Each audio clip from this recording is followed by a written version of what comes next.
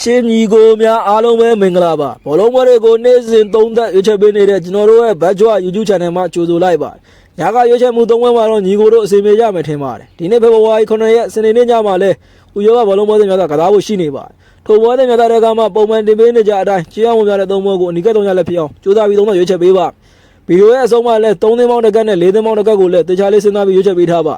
ါရွေးချယ်မှုမစခင် channel ကို like and subscribe နဲ့ပြီးအားပေးလို့ရပါအားပေးတဲ့ညီကိုမောင်နှမဒုတိယကျေးဇူးကိုလည်းအထူးကျေးဇူးတင်ပါတယ်ညီကိုတို့ရဲ့အားပေးမှုတစ်ခုကြီးဒီတိုင်းကကျွန်တော်တို့ဗီဒီယိုတွေတင်ဖို့အားဖြစ်စေပါပထမဆုံးပွဲတွေနဲ့အခုည9နာရီမှာကံမဲ့အစောပွဲတပွဲဖြစ်တဲ့ Manchester United အသင်းနဲ့ Tottenham Hotspur ပွဲကိုရွေးချယ်ထားပါတယ်နှစ်သင်းလုံးကအဆင့်ရည်မှုကိုကျင်းဒီနေ့ Asian United အသင်းကအဆင့်4နေရာမှာရှိပြီးအဝေးကွင်းစပါးအသင်းကတော့အဆင့်14နေရာမှာရှိပါတယ်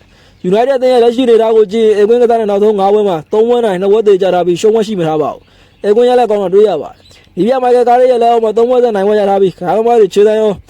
ာပွဲရလက်ရောအကောင်းဆုံးခြေတွေကိုရောက်နေပြီလို့ဆိုလို့ရပါတယ်ဒီပွဲမှာတိုင်းရ3ယောက်ရှိပြီးအဓိကကသမားဒိုဂူဒီလစ်နဲ့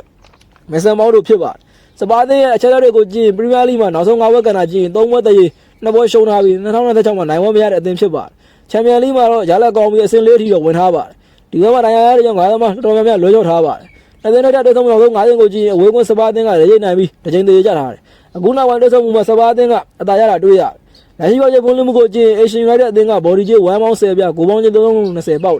်လက်ရှိမှာ United အသင်းကနိုင်ဝက်ဆန်းနေပေမဲ့စပါးအသင်းကတော့ Premier League မှာနိုင်ဝက်ပြတာ6ဝက်ရှိပါပြီစပါးအသင်းတက်ဆုံမှုနောက်ဆုံးမှာအသာရပေမဲ့အခုနောက်ပိုင်းဒဏ်ရာရတွေကများနေပါတယ်ခန်းစစ်ကလည်းပိုတိုင်းဒီဘက်ဂိုးတွေပေးရတယ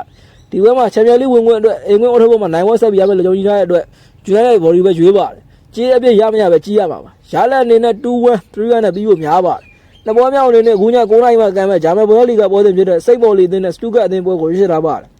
နှစ်သင်းလုံးရဲ့လီဆန်နင်ကိုကြည့်အချင်းစိတ်ဘော်လီအသင်းကရမတ်14မှတ်နဲ့အဆစ်19နဲ့တိုင်းသုံးနဲ့ရောက်နေပါတယ်နောက်ဆုံး9ပွဲဆက်9ပွဲပြောက်ထားသလို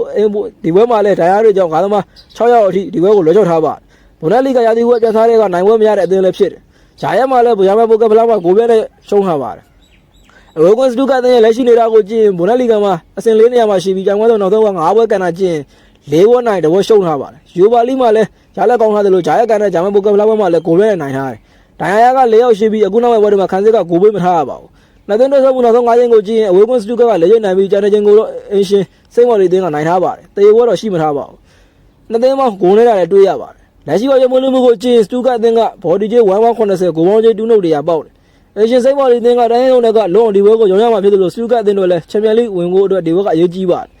်နှစ်သင်းလုံးလက်ရှိမှာပွဲတွေတိုက်ကစားရတဲ့ကစားသမားပွဲမှုတော့ရှိပါတယ်ဘော်ဒီကြီး180 180ကြေးတဲ့ကအခုနောက်ပိုင်းပွဲတွေမှာကြေးအောင်လို့ရာခိုင်နှုန်းနည်းတယ်လို့ဂိုးပေါင်းချင်း2နှုတ်100ကလည်းခိုးဖို့ခက်ပါတယ်ဒီဘက်မှာနှစ်သင်းလုံးပွဲတွေမှာလည်းဂိုးနေတာကတကြောင်နှစ်သင်းလုံးပွဲတွေတိုက်ကစားရတဲ့တော့နှစ်သင်းပေါင်းဂိုးနဲ့ပွဲလို့ယုံကြည်ထားပါတယ်ရှားလက်အနေနဲ့0-1 3နဲ့ပြီးနိုင်ဖို့များနိုင်ပြီးဘော်ဒီတက်ဆိုင်ဂိုးအောက်ပဲကြိုက်ပါတယ်သုံးဝမ်းမြောက်အနေနဲ့9နာရီပွဲမှာကံမဲ့ပရီးမီးယားလိပွဲစဉ်ဖြစ်တဲ့ဝူဘဟန်နဲ့အသင်းနဲ့ချက်စီအသင်းပွဲကိုရွေးချယ်ထားပါတယ်။နှစ်သင်းလုံးကအစရည်မှုကိုကျင်းအေရှင်ဟူအသင်းကဇယားအဆုံးမှာရှိပြီးအဝေးကွင်းချက်စီအသင်းကတော့အဆင့်9နေရာမှာရှိပါတယ်။အေရှင်ဟူအသင်းကတော့ပရီးမီးယားလိ24ပွဲကစားပြီးချိန်မှာတပွဲပဲနိုင်ဝရထားပြီးတန်းဆင်းဖို့များတဲ့အသင်းလည်းဖြစ်ပါတယ်။အဝေးကွင်းချက်စီအသင်းကတော့ပရီးမီးယားလိမှာချန်ပီယံလိမှာခြေသွားရတဲ့အကောင်းတဲ့အသင်းဖြစ်ပါတယ်။ပရီးမီးယားလိမှာ3ပွဲဆက်နိုင်ဝရထားတဲ့အသင်းလည်းဖြစ်တယ်။ချက်စီအသင်းကိုခန်းစစ်သားပေးကစားတဲ့အသင်းကိုတည်ထားပေမဲ့နီပြရိုစီနီယာရဲ့လက်အောက်မှာပိုတိုင်းနီးပါတိုက်စစ်ပဲကစားလာတာတွေ့ရပါတယ်ခါလာပေါင်းလာပွဲမှာတော့အာဆင်နယ်အသင်းကိုနှစ်ကြော်လုံးရှုံးပြီးစီမံနိုင်မှာထွက်ခဲ့ရပါတယ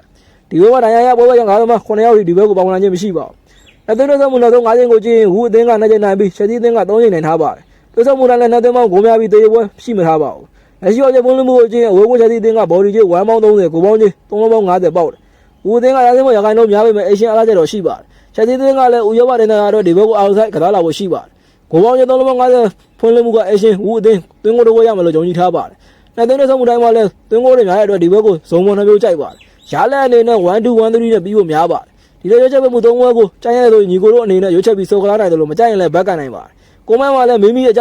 င်မြင်ကိုလည်းဖလှယ်ခဲ့လို့ရပါတယ်။အခုညလည်းညီကိုတို့ထပ်ပြီးအပေါင်းရကြပါသေးဗျာ။